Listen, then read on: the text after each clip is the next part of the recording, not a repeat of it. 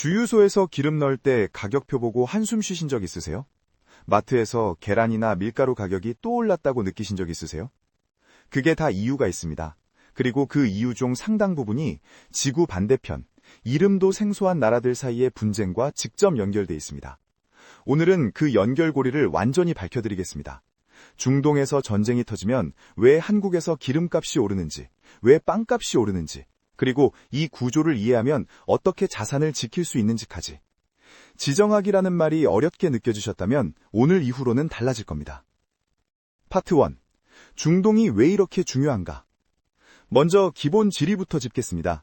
중동, 정확히는 페르시아만 일대 국가들, 사우디아라비아, 이란, UAE, 이라크, 쿠웨이트.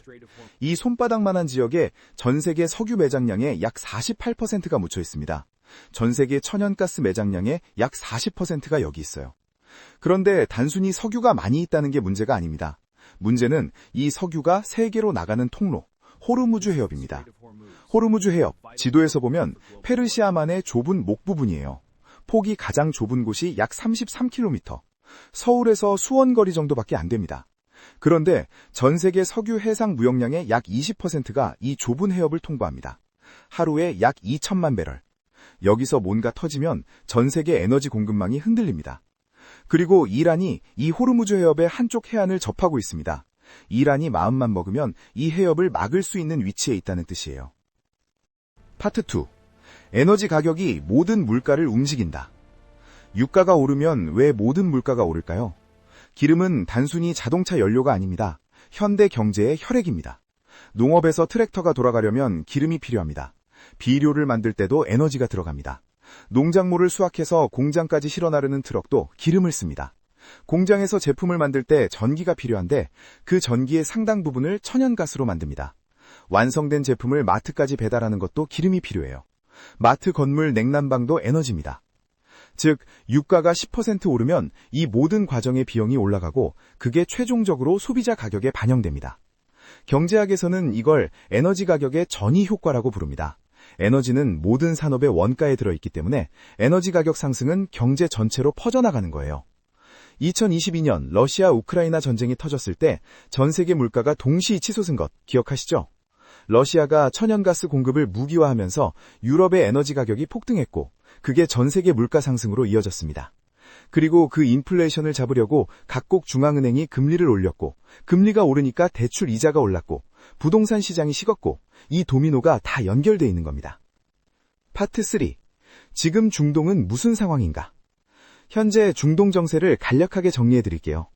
이스라엘 하마스 분쟁은 2023년 10월 이후 지속되면서 이란과의 긴장도 고조됐습니다. 이란은 하마스, 헤즈볼라, 후티 반군 같은 무장 세력을 지원하며 이스라엘과 서방을 맞서고 있어요. 예멘의 후티 반군은 홍해를 지나는 선박들을 공격하고 있습니다. 홍해는 유럽과 아시아를 연결하는 핵심 해상 통로인데 이 루트가 불안해지면 선박들이 아프리카 희망봉을 돌아가야 합니다. 거리가 약 9,000km 더 늘어나는 거예요. 그만큼 운송비가 오르고 물가에 영향을 미칩니다. 사우디아라비아와 이란의 관계는 복잡합니다. 중국의 중재로 일시적으로 관계를 회복했지만 근본적인 갈등 구조는 해소되지 않았어요. 여기서 핵심 리스크는 이겁니다. 이란이 핵 개발을 지속하면서 이스라엘 또는 미국과 직접 충돌할 가능성. 만약 이란과의 전쟁이 현실화된다면 호르무즈 해협 봉쇄 시나리오입니다. 그 순간 전 세계 에너지 시장은 패닉에 빠지고 유가는 배럴당 150달러, 200달러를 넘어설 수도 있습니다. 이게 꼭 일어난다는 게 아닙니다. 하지만 이 리스크가 실존한다는 걸 알고 있는 것과 모르는 것은 투자 전략에서 엄청난 차이를 만들어냅니다. 파트 4. 지정학 리스크와 자산 시장의 관계. 지정학 리스크 위기가 발생했을 때 역사적으로 어떤 자산이 오르고 어떤 자산이 내렸는지 패턴을 보겠습니다. 오르는 자산들이 있습니다. 유가와 원자재. 전쟁이 터지면 에너지 공급 차질 우려로 유가가 급등합니다. 밀, 옥수수 같은 곡물도 함께 오릅니다. 방위산업 주식. 전쟁이 나면 무기 수요가 늘죠. 록히드 마틴, 레이시언 같은 방산 기업들이 지정학 위기 때마다 주가가 올랐습니다. 그리고 금. 전쟁의 공포가 커질수록 사람들은 안전자산으로 도망갑니다. 내리는 자산들도 있습니다. 항공, 여행, 소비재. 전쟁 위기에 사람들이 소비를 줄이죠. 주식시장 전반도 단기적으로 하락합니다. 신흥국 통화. 위험 회피 심리가 강해지면 돈이 달러로 쏠리면서 원화, 엔화, 원자재 수출국 통화들이 약해집니다. 우리나라 원화도 마찬가지입니다. 중동 긴장이 고조될 때마다 원달러 환율이 올라가는, 즉 원화가 약해지는 패턴이 반복됐습니다. 환율이 오르면 수입 물가가 올라 국내 물가에도 영향을 줍니다. 파트 5. 지정학 리스크를 포트폴리오에 반영하는 법. 그렇다면 이 지정학 리스크를 포트폴리오에 어떻게 반영할 수 있을까요? 첫 번째, 에너지 자산 비중을 조금 가져가세요. 원유 ETF, 천연가스 관련 자산, 에너지 기업 ETF, 중동 불안이 심화될수록 가치가 올라가는 자산들입니다.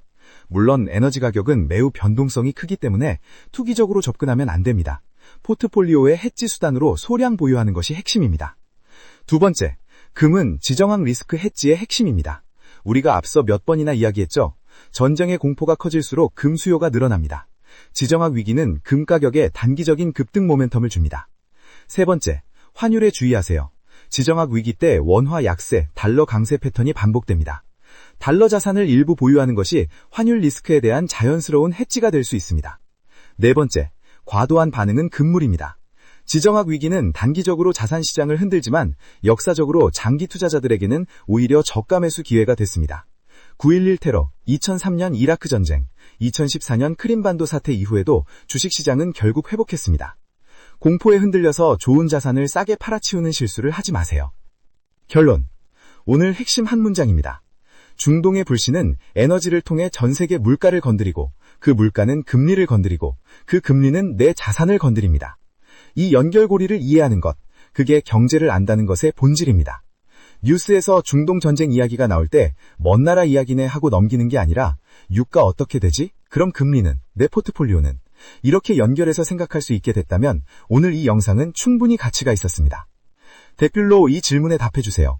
지정한 리스크, 즉 전쟁이나 분쟁이 내 일상에 영향을 미친다는 걸 처음 실감했을 때가 언제였나요?